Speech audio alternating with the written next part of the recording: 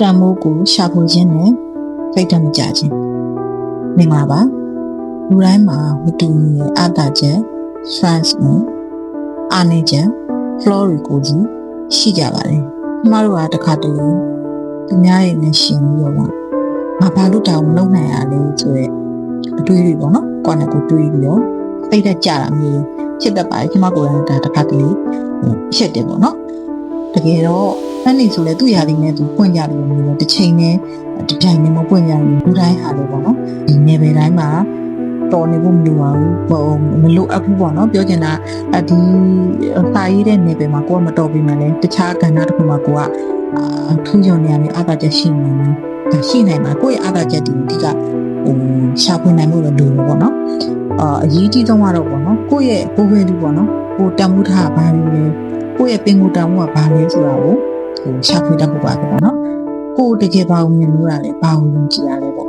အဲ့အချက်တွေကိုသိရှိနားလည်ထားမယ်ဆိုလို့ရှိရင်အားလူတွေနဲ့လိုက်ပြီးတော့ကိုယ်ဘဝပဲဖြစ်ဖြစ်ကိုယ့်ရဲ့အောင်မြင်မှုပဲဖြစ်ပေါ့နော်လိုက်ပြီးတော့နှိုင်းရှင်နေကြမလိုတော့ပေါ့နော်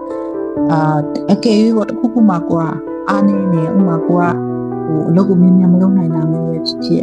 ဒါမှမဟုတ်လေဘာပြောဆိုမှုမှာနည်းနည်းလေးသူများရဲ့တော့တော်တော်လည်းမပြောနိုင်တာမျိုးလေးပေါ့နော်အဲ့လိုမျိုးလေးအားနေချက်ရှိခဲ့လို့ရှိရင်ကိုယ်ကိုစိတ်တော့မကြပါနဲ့ပေါ့နော်အဲ့ဒီအားနေချက်ဟာကိုဒီထက်ပိုပြီးတော့အောင်းတဲ့အဆင့်တစ်ခု level တစ်ခုကိုထပ်ပြီးတက်လှမ်းဖို့တင်ယူနိုင်တဲ့အခွင့်အရေးတစ်ခုဖြစ်နိုင်တယ်မျိုးလေနောက်တစ်ခါပေါက်တစ်ခုကိုဖွင့်လို့ဆက်ပြီးခြင်းဖြစ်နိုင်တယ်ပေါ့နော်လောကကြီးမှာနော်ကိုယ်နေရာနဲ့ကိုယ်အတုံးတဲတဲ့နေရာတစ်ခုအခြေအနေတစ်ခုဆိုတာအများကြီးရှိပါတယ်ပေါ့နော်အဲ့ဒါကြောင့်ကိုယ်ကိုယုံကြည်ပြီးတော့ကိုယ့်ရဲ့အားနည်းချက်တွေကိုဖတ်ခံပြီးတော့